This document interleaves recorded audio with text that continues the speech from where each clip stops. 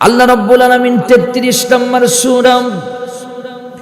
সূরা আহজাবের 21 নম্বর আয়াতে সুন্দর করে জানিয়ে দিয়ে আল্লাহ পাক বলেন, লাকাদ কানা লাকুম ফি রাসূলিল্লাহি উসওয়াতুন হাসানাতুন লিমান কানা ইয়ারজুল্লাহা ওয়াল ইয়াউমাল আখির ওয়া যাকারাল্লাহা কাসীরা। নবীকে ভালো না বাসলে এই পৃথিবীতে ঈমানদার হওয়া যাবে না। নবীজি মুহাম্মদুর রাসূলুল্লাহ সাল্লাল্লাহু আলাইহি ওয়াসাল্লামকে ভালোবাসার কথা আল্লাহ পাক কোরআন কারীমে পৃথিবীর কাউকে ভালোবাসার কথা এভাবে গুরুত্ব দিয়ে বলেননি যত গুরুত্ব দিয়ে আমার নবীকে ভালোবাসার কথা বলেছেন, অনুসরণ করার কথা বলেছেন। এত গুরুত্ব দিয়ে অন্য কাউকে আর কোন কোরআন শরীফে ইন্ডিকেট করে এইভাবে বলেননি। কোরআন কারীম 30 নম্বর সূরা আলে ইমরানের 31 নম্বর আয়াতে আল্লাহ বলেন, কুল ইন কুনতুম তুহিব্বুনাল্লাহ ফাত্তাবিউনি ইউহিব্বুকুমুল্লাহ। হে নবী, কুল আপনি বলে দিন, ইন কুনতুম তুহিব্বুনাল্লাহ, কেউ যদি আল্লাহকে ভালোবাসতে চায় তাহলে তার একটি কাজ করতে হবে, সেটি হলো ফাত্তাবিউনি, সে যেন আমার নবীকে অনুসরণ করে। যদি নবীকে অনুসরণ করে তাহলে আল্লাহকে ভালোবাসা হলো, আর আল্লাহকে ভালোবাসলে আল্লাহ পাক ইয়াগফির লাকুম যুনুবাকুম, আল্লাহ জীবনের সব গুনাহ মাফ করে দিবেন।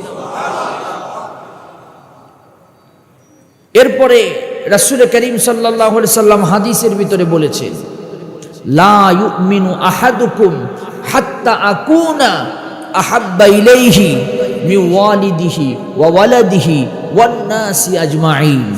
ততক্ষণ পর্যন্ত তোমরা ঈমানদার হতে পারবে না যতক্ষণ পর্যন্ত তুমি তোমার জীবনের চাইতে, সম্পদের চাইতে, সব কিছুর চাইতে আল্লাহকে ভালো না বাসবে, ততক্ষণ পর্যন্ত তোমরা ঈমানদার হতে পারবে না।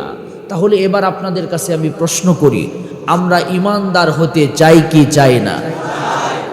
তাহলে আমার জীবন, সম্পদ, সন্তান সন্ততি, পরিবার পরিজন সব কিছুর উপরে ঊর্ধ্বে আমার রাসূলকে অনুসরণ করতে হবে, অনুকরণ করতে হবে, ভালোবাসতে হবে।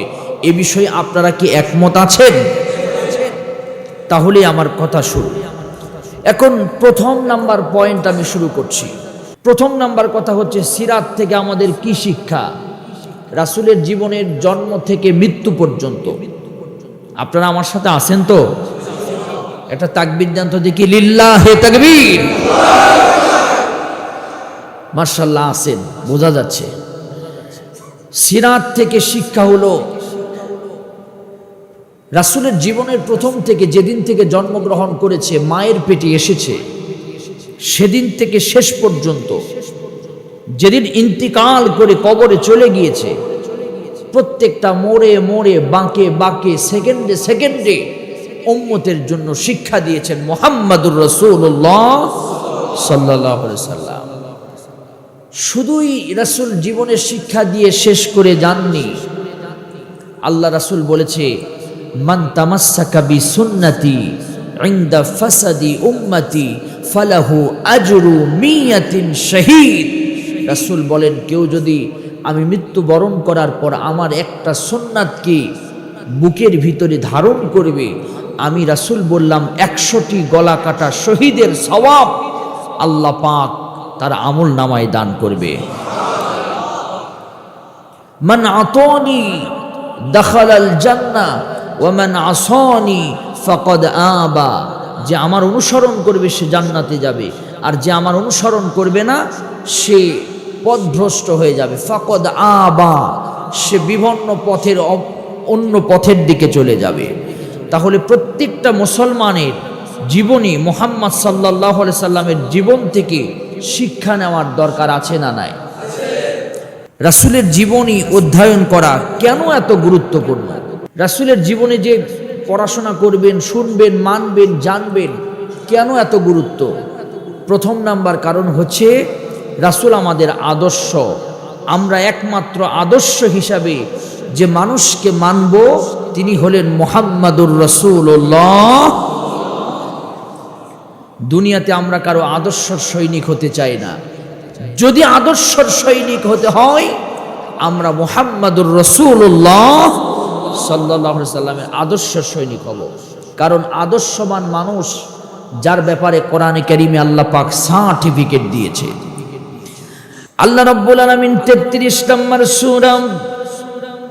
সূরা আহজাবের 21 নম্বর আয়াতে সুন্দর করে জানিয়ে দিয়ে আল্লাহ পাক বলেন, লাকাদ কানা লাকুম ফি রাসূলিল্লাহি উসওয়াতুন হাসানাতুন লিমান কানা ইয়ারজুল্লাহা ওয়াল ইয়াউমাল আখির ওয়া যাকারাল্লাহা কাসীরা।